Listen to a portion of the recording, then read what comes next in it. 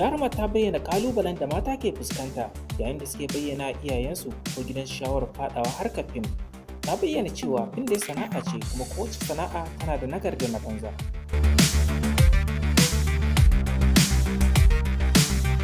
Fitacciyar jaruma a cikin masana'antar Kannywood, Hafsat Idiris, wadda a yanzu za a iya cewa tana sahun gaba a cikin matan da ake yayi a masana'antar.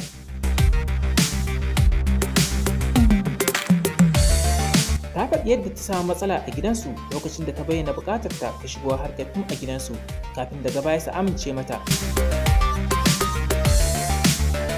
Jarumar ta bayyana hakan ne yayin da ake jin ta bakinta dangane da matsalar da wasu jarumai suke samu a gida da zarar sun bayyana buƙatar su ta shiga harkar fim. Wasu daga ba iyayen nasu kan amince yayin da wasu kuma ba sa samun amincewar tasu, don haka ko dai su bari ko kuma su ci gaba da yi ba tare da yadda iyayen nasu ba.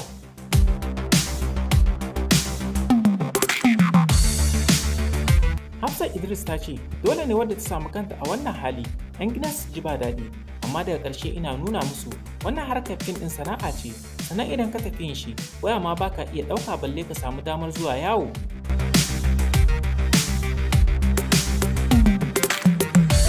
Kuma ina son mutane su sani fim sana'a ce kuma kowace sana'a akwai nagari da kuma na banza. Idan ka kama kanka Allah zai taimake ka saboda kai dai ka san me kake yi.